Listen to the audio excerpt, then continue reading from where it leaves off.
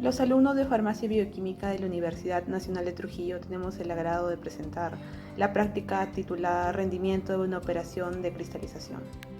Los objetivos de esta práctica son realizar una operación de cristalización utilizando el método de precipitación por enfriamiento de una solución concentrada en caliente y también determinar el porcentaje de cristalización. Continuando con el fundamento, la cristalización es una operación unitaria de separación o purificación mediante la cual se separa un componente de la fase fluida homogénea en la que se presente, transfiriéndose en una fase sólida en forma de cristales que precipitan. Esta operación es empleada para obtener gran variedad de compuestos químicos, tanto orgánicos como inorgánicos, los cuales se van a comercializar habitualmente en forma de polvo o cristales. Durante este proceso de cristalización, los átomos o las moléculas se van a unir en ángulos bien definidos para así poder crear la forma de cristal. Se van a disponer en una red cristalina rígida bien definida para minimizar así su estado energético. Para esta operación es necesario considerar que existe una dependencia entre la solubilidad de una sustancia y también la temperatura a la que se produce la solución. Se aprovecha esta funcionalidad para así provocar la saturación de una cantidad de solvente con una sustancia cuya purificación se debe efectuar. Tal solución es sometida a enfriamiento gradual y hay que recordar que en cada momento va a estar sobresaturada, por lo tanto esto es lo que va a provocar que la precipitación del material excedente a cada temperatura sea inferior, produciendo así la formación de cristales de una sustancia pura. Los materiales necesitamos nitrato de potasio y agua destilada, un baño amarilla con termostato, una balanza analítica, una estufa, un termómetro de laboratorio, dos vasos precipitados que pueden ser de 50 centímetros cúbicos y otro de 100, espátula para colocar el nitrato de potasio en el vaso precipitado, además manteles o pañuelos que nos faciliten el contacto con el vaso precipitado caliente. En cuanto al procedimiento, primero vamos a pesar el vaso precipitado de 50 mililitros, luego vamos a colocar el agua destilada en otro vaso y lo llevamos al termostato con el objetivo de llevarlo a una temperatura de 100 grados y pueda disolver el nitrato de potasio. Posteriormente colocamos el termómetro para controlar la temperatura. Mientras esperamos que logre esa temperatura con ayuda de una espátula, pesamos 20,2 gramos de nitrato de potasio. Cuando el agua haya llegado a los 100 grados, retiramos el vaso del termostato y con ayuda de pañuelos para sostener el vaso pasamos al vaso precipitado de 50 mililitros previamente pesado unos 10 gramos de agua. Luego colocamos los 20,2 gramos de nitrato de potasio disolviéndose hasta saturación. Dejamos enfriar la solución a temperatura ambiente controlando con el termómetro. Llevamos el sistema de refrigeración por 20 minutos para obtener el cristal. Cortamos el sobrenadante.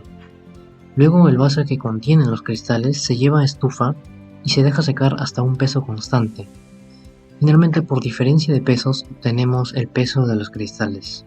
A continuación hablaremos de los cálculos obtenidos en la práctica. En primer lugar, se determinó la cantidad de gramos de cristales teóricos de nitrato de potasio utilizando el balance de materia de la cristalización.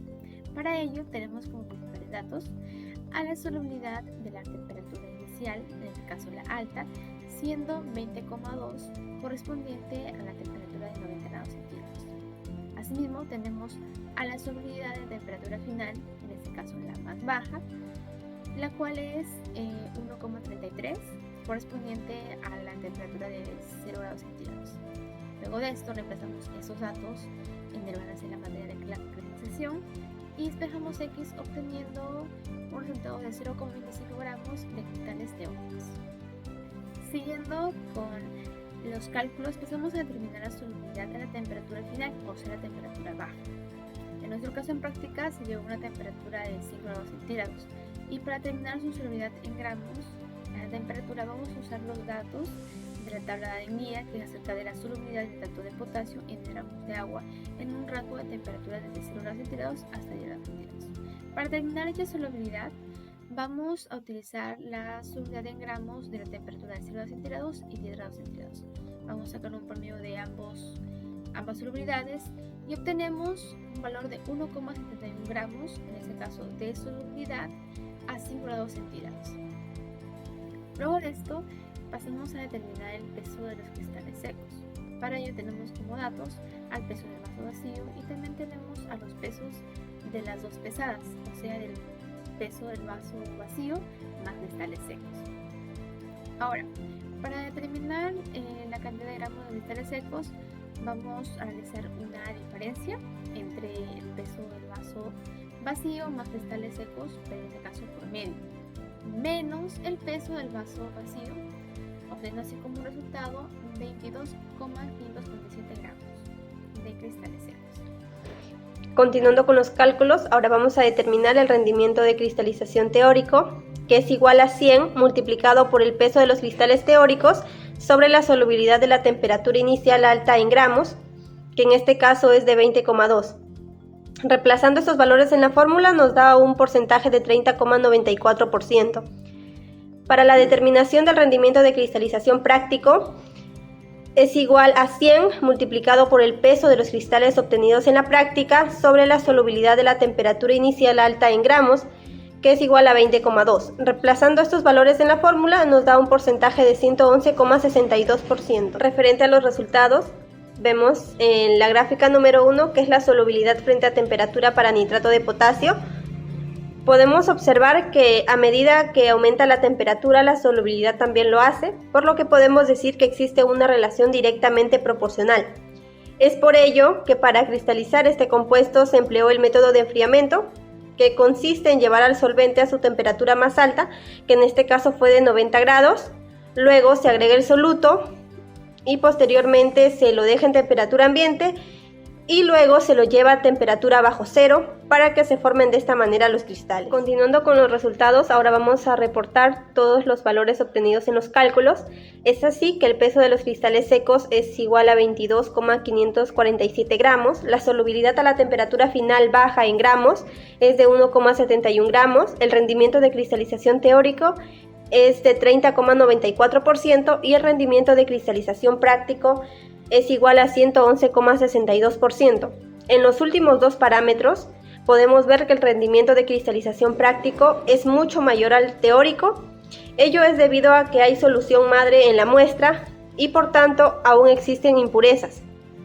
Lo recomendable en este caso es realizar una recristalización, que consiste en la modificación de un cristal ya formado que contiene aún impurezas, tal como es nuestro caso, todo ello con el fin de obtener cristales con el mayor grado de purezas posible y que estén dentro del rango del porcentaje deseado. Bien, ahora siguiendo con la cristalización, vamos a hablar acerca de sus aplicaciones. Pues esta es una operación unitaria que es ampliamente utilizada en la industria. Por ejemplo, se utiliza para la fabricación de monocristales, como es en el caso de la sacarosa, y pues obviamente en la actualidad es una importante rama de la industria. Otras aplicaciones de la tecnología empleada actualmente es para la purificación de compuestos y la producción de cristales. Es bastante común pues producir materiales de nuestra cristalización, especialmente para productos químicos que se van a destinar como sal en polvo. También forma parte del proceso de producción de fármacos, como es el caso de la aspirina, y otra aplicación es que en el sector alimentario la cristalización fraccionada, ya sea simple o por multietapa, se utiliza para la transformación de una gran variedad de aceites vegetales y grasas animales, los cuales pueden ser crudos, refinados o modificados. Entonces, la aplicación de la cristalización es básicamente para el aislamiento y la limpieza de productos finales e intermedios de los productos químicos. Actualmente se producen cientos de millones de toneladas de, por ejemplo, sal de cocina, más de 60 millones de toneladas de azúcar, más de 30 millones de toneladas de soda y otras grandes cantidades de productos químicos que se dan gracias a esta operación unitaria que es la cristalización. Ahora, por último, siguiendo con las conclusiones, tenemos que se obtuvo cristales de nitrato de potasio mediante el método de enfriamiento. Este método fue utilizado debido al comportamiento que tiene este soluto mediante su temperatura en comparación con su solubilidad. Por último, se sugiere pues, realizar una recristalización para obtener una mayor pureza, debido a que analizamos que existe una diferencia entre rendimiento teórico y práctico, y al hacer esta recristalización vas a aumentar el rendimiento de la cristalización. Muchas gracias.